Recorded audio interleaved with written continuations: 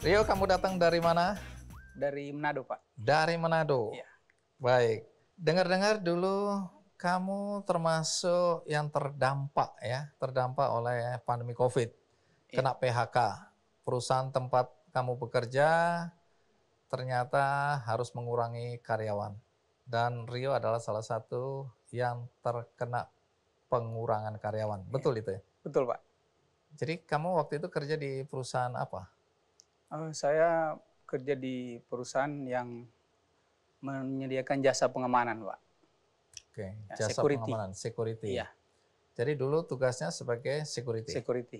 Oke, ternyata kemudian perusahaan mengalami goncangan akibat pandemi. Iya, betul, Pak. Jadi ada berapa banyak orang yang kena PHK hari itu? Satu kantor itu, Pak, ditutup. Hah? Iya, kantornya ditutup. Oke, jadi dampaknya besar juga ya bagi Iya. perusahaan ya. Iya, Pak. Terus setelah kena PHK, bagaimana kamu bisa menghidupi? Udah berkeluarga belum? Sudah, Pak. Pada saat di PHK udah berkeluarga juga? Sudah, Pak. Anak berapa? Anak 2.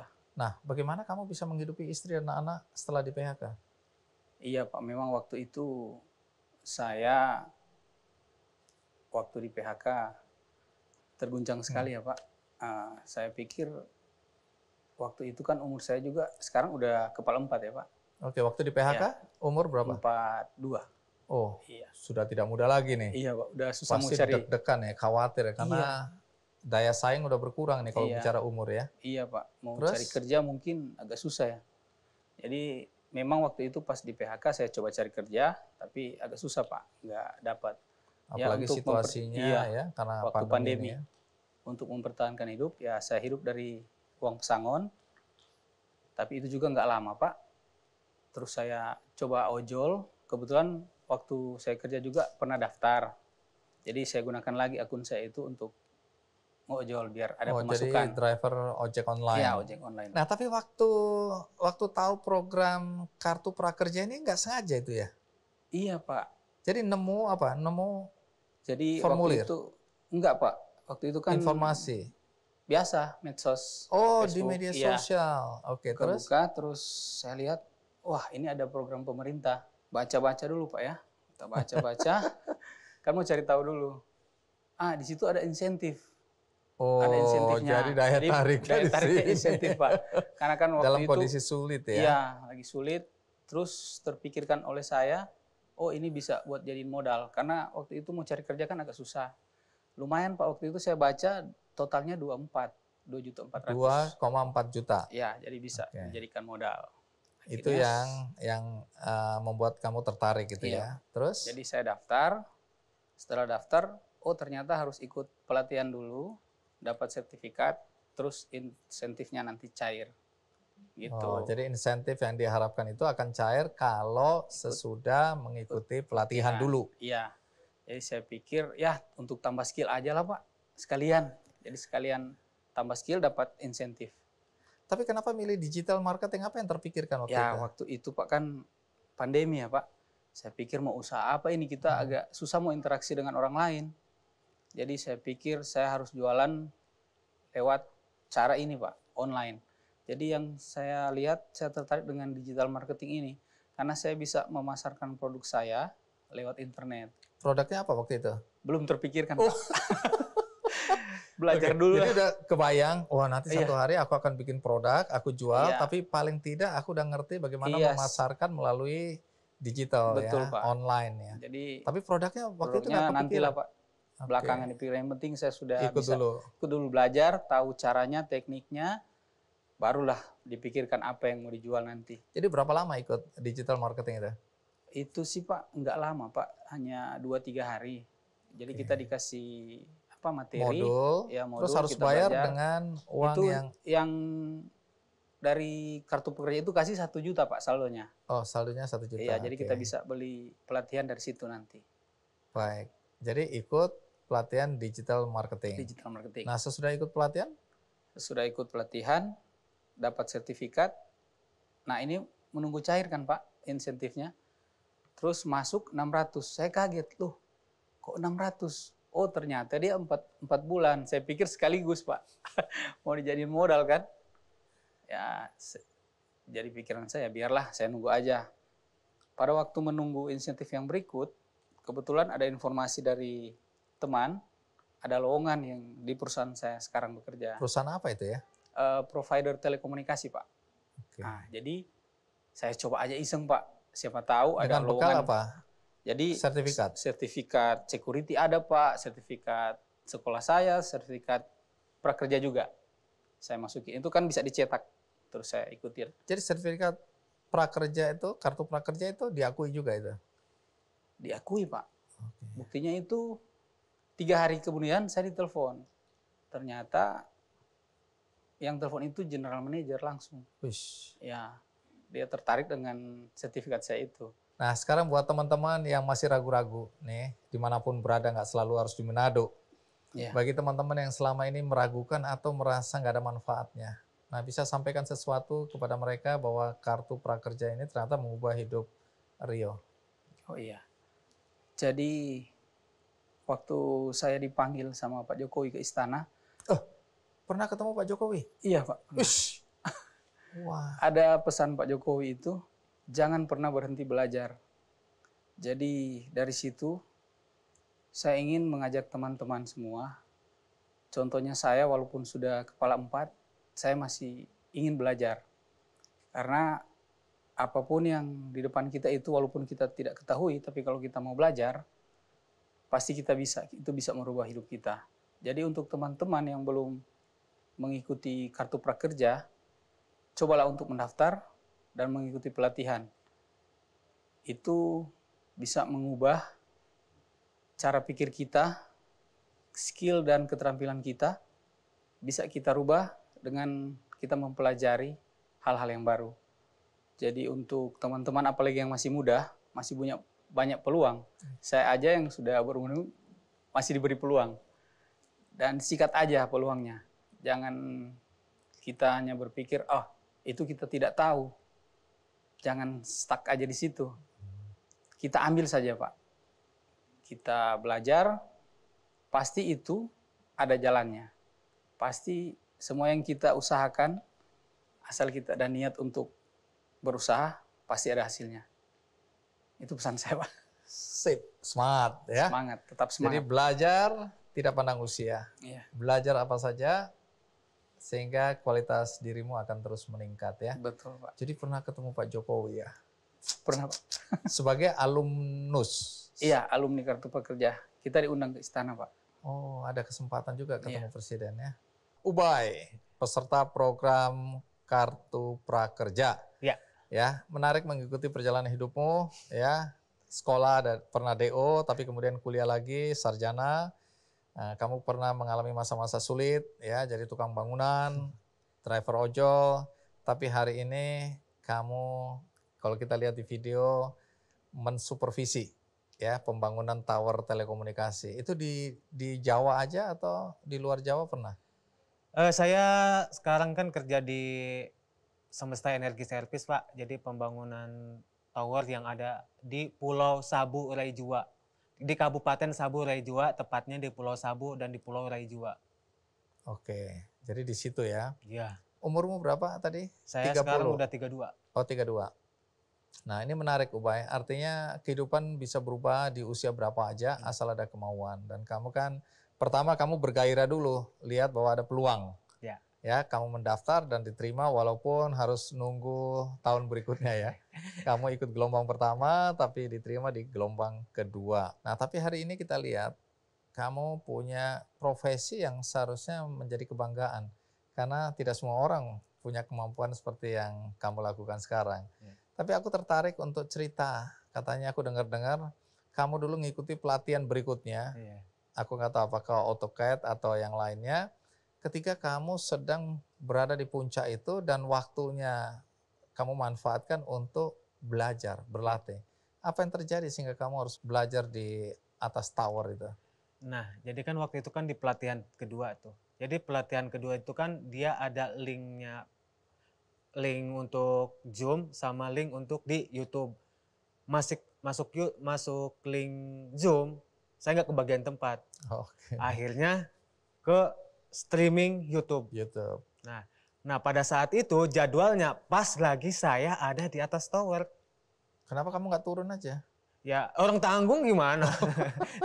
Oke, dokter ini emangnya gampang naik turun Iya. tangga, ini nggak bisa Soalnya- sembarangan gitu ya. Jadi kamu pas ada di ujung atas, waktunya untuk belajar. Ya. Jadi kamu belajar di atas sana. Nah kan waktu itu kan cuma 1 jam ya, untuk Ah. sekitar 1 jaman. 1 jam di atas kok cuma? Saya Buat paling, aku ngeri itu. ya kan minimal saya maksimal sih 3 jam Pak di atas tower.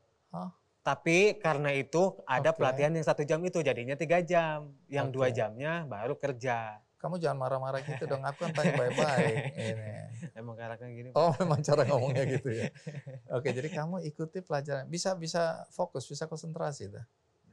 Sama halnya dengan AutoCAD. Mm-mm. Sama halnya dengan K3 keselamatan. Oh, kamu udah kuasai itu ya. Zamannya saya kuliah kan ikut organisasi. Jadi dalam berorganisasi saya juga belajar yang namanya surat menyurat, desain, dan segala macamnya. Jadi kalau ada yang tanya apa manfaatnya program kartu prakerja dalam kehidupanmu, jawabanmu apa? Dari nggak tahu jadi tahu. Dari kita yang nggak bisa jadi bisa. Dari kita tidak punya lisensi, kita jadi punya lisensi. Dan itu bisa mengubah hidupmu. Iya. Oke, Ubay, menarik sekali. Atau ada pesan yang kamu mau sampaikan kepada generasi yang belum mengikuti program ini? Ya kalau yang namanya kita belajar, tuntutlah ilmu walaupun ke negeri Cina. Utlubul ilma walau bisin. Jadi kita bisa belajar di mana saja, kapanpun dan dimanapun. Dan siapapun gurunya, siapapun yang ngajarin kita, terima aja. Yang namanya belajar nggak putus. Enggi, coba cerita secara ringkas saja perjalanan karirmu selama ini. Saya mulai karir itu di tahun 2008. Itu masih kuliah. Pendidikan formalmu apa? Teknik Informatika, Universitas Gunadarma. Oke, adalah korelasinya. Oke, terus? Terus saya mulai kerja itu di 2008, masih sembari kuliah. Terus pertama kali kerja itu bikin sebuah sistem logistik gitulah di 2008. Setelah lulus kuliah di 2009-nya, saya itu bekerja lagi di perusahaan software house gitu, tapi karena saya pengen mandiri, nggak mau minta duit ke orang tua, akhirnya saya memilih pekerjaan itu. Kemudian saya bergabung ke beberapa software company seperti digital agency seperti itu. Berjalannya karir, akhirnya saya mulai starting untuk running startup. Saya mulai startup saya itu di 2015. Di 2015 sampai di 2018, karena satu dan lain hal, saya memutuskan untuk hengkang dari perusahaan saya sendiri. Kemudian bergabung ke salah satu startup dari grup Sinarmas. Lalu disitulah saya ketemu dengan orang KSP dan terjun ke KSP itu kantor staf presiden. kantor staf ya? presiden. Nah, waktu ketemu ya teman-teman dari KSP, kan kamu niatnya bantu nih. Tapi kenapa belakangan ketika dilamar kamu mau? Apa yang mengubah cara pandangmu terhadap kegiatan-kegiatan di pemerintahan seperti ini? Sebenarnya di saat saya mulai bantu itu saya udah cukup tertarik melihat. Intinya saya seorang orang produk, orang teknologi, saya tertarik dengan produk dengan konsep maupun jenis layanan publik yang didesain gitu. Apa itu? Karena Misalnya saya cerita secara sederhana. Transparan, proses pendaftaran itu tanpa perantara, biasanya yang namanya Tidak ada calo di sini ya? betul, tidak ada calo, tidak harus datang ke Pak RT, Pak Lurah, minta surat keterangan miskin dan yang lain untuk mendapatkan bantuan. Sangat terbuka, semua orang bisa mendaftar, hanya cukup buka websitenya. Satu itu yang saya lihat. Tapi bagaimana dengan kekhawatiran bahwa ini hanya proyek yang kemudian orang bisa menjadikan celah untuk korupsi? Kan ini dananya triliunan. Peluang untuk korupsi di dalam program ini, kamu lihat bagaimana? Yang pertama adalah kalau dilihat dari sisi korupsinya, kita harus melihat dulu celah untuk melakukan korupsinya. Gitu. Kalau dilihat tadi saya sudah sebutkan itu 11 juta lebih, 11,9 yang ditetapkan menjadi penerima kartu prakerja. Semua proses pendaftarannya mereka, semua transaksi pembelian pelatihannya mereka, semua pembayaran yang kita bayarkan ke lembaga pelatihan, ke digital platform, maupun dana insentif yang kita salurkan ke masing-masing peserta tersebut, semuanya tercatat rapi. Dan transparan. Dan transparan. Kalau misalnya kita mau menyolong duit sebagian dari program itu, sebenarnya itu sangat sulit. Kenapa? Misalkan kurang dari 1 rupiah pun, misalkan nih kita harus bayarkan 600.000 setiap bulannya ke penerima. Itu kurang misalkan dari timnya operasional mengurangi misalnya jadi 500.000. Teriak lah mereka ya. Bukan cuma teriak, itu tidak akan berhasil terbayarkan. Oh, sistem udah mengatur Betul. itu. Oh. Nah, pesanmu bagi semua, baik pengguna, alumni ini, kemudian mereka yang sedang memanfaatkan kartu ini, kemudian mereka yang akan memanfaatkannya. Apa nasihatmu atau apa pesan-pesanmu? Buat teman-teman yang khususnya yang saat ini masih menjadi penerima di tahun 2021, dana pelatihan yang diberikan itu 1 juta itu sebaiknya dipergunakan semaksimal mungkin. Karena itu adalah investasi terbesar dalam hidup kita. Ilmu itu tidak hanya habis dalam sebulan, 2 bulan, tapi itu akan bisa terpakai sepanjang hidup kita. Oke, Bu Neni, Anda ini termasuk orang pertama yang diajak memikirkan, membuat konsep, menjalankan, dan mengembangkan program Kartu Prakerja ini. Coba sedikit cerita ke belakang, karena banyak orang waktu mendengar Pak Jokowi mengatakan nanti kalau saya terpilih saya akan membuat ini dan itu termasuk diantaranya menjalankan program Kartu Prakerja. Nah, Anda kan yang memahami ini konsepnya. Jadi tujuan utamanya sebenarnya apa waktu Pak Jokowi bicara tentang program ini? Sebenarnya saat Bapak Presiden menyampaikan itu di Sentul pada saat kampanye Pilpres, saya juga tidak ngerti, Mas, konsepnya. Jadi pada saat itu tidak tahu, kemudian dan saya ada di kantor staf Presiden, Anda Deputi waktu itu Ekonomi. sebagai apa ya? Sebagai Deputi Ekonomi kantor staf Presiden. Oke. Nah, jadi kan memang tim kampanye dan segala macam Pilpres kan berbeda. Nah, jadi saya waktu itu tidak tahu sebenarnya persisnya desainnya seperti apa. Oke. Tapi karena Bapak Presiden sudah menyebutkan dan kemudian pada bulan Mei ada pengumuman siapa yang menjadi pemenang dari Pilpres, kemudian Pak Muldoko meminta saya sebagai Deputi Ekonomi, tolong itu pikirkan tentang desain program Kartu Prakerja. Karena itu adalah janji kampanye yang harus kemudian direalisasikan gitu. Oke, jadi awalnya betul-betul nggak tahu. Kemudian bagaimana sampai kemudian terjadi konsepnya seperti yang dijalankan sekarang ini? Iya, jadi pada bulan Mei tersebut, Mas Andi, saya langsung gerak cepat begitu. Saya sowan kepada hampir semua Menteri Ekonomi yang ada di kabinet. Dari mulai Pak Darmin, Pak Bambang Brojo di Bappenas, kemudian Pak Hanif Dakiri di Kemenaker. Saya bertanya satu demi satu, barangkali ada informasi atau gambaran tentang program Kartu Prakerja. Tapi ternyata memang masih sangat kasar, itu masih betul-betul ide besar dari Bapak Presiden sendiri tentang bagaimana meningkatkan kualitas sumber daya manusia Indonesia. Jadi tujuannya adalah meningkatkan kualitas sumber daya manusia. Betul, ya? di usia kerja. Oke. Jadi kan kalau kita bicara tentang pengembangan sumber daya manusia sejak dari buayan sampai dengan liang lahat. Tapi untuk Kartu Prakerja ini adalah pada saat orang di usia kerja, begitu. Oke. Ya. Tapi kalau boleh tahu sampai hari ini berapa banyak item pelatihan yang ditawarkan di program ini? Kalau hari ini 440 pelatihan yang disediakan oleh 97 lembaga pelatihan. Dan buat lembaga pelatihan, saya berharap mereka memperlakukan anak-anak prakerja sebagai customer mereka. Berikan yang terbaik, layanan terbaik, harga terbaik, kualitasnya juga yang terbaik. Berapa dana yang sudah disalurkan melalui program Kartu Prakerja ini sampai hari ini? Nah, jadi tahun 2020 kita dapat alokasi 20 triliun, tahun 2021 kita dapat alokasi 21,2 triliun. Jadi secara total kita 41,2 triliun. Nah, 41,2 triliun tadi setiap anak dapat 1 juta untuk pelatihan, kemudian sisanya adalah untuk insentif. Nah, insentif yang sudah kita disburse tahun lalu itu Mas Andi, itu jumlahnya sekitar 12 triliun. Sudah kita disburse. Untuk yang per hari ini, karena masih ada 2 bulan dan beberapa peserta Kartu Prakerja kan 600 ribunya ada yang sampai lewat tahun, itu tetap kita bayarkan. Nah, per hari ini kita sudah membayarkan insentif itu 9,8 triliun. Nah, ini kan belakangan setelah pandemi kan banyak orang bilang Kartu Prakerja itu memang diprioritaskan untuk mereka yang kena PHK.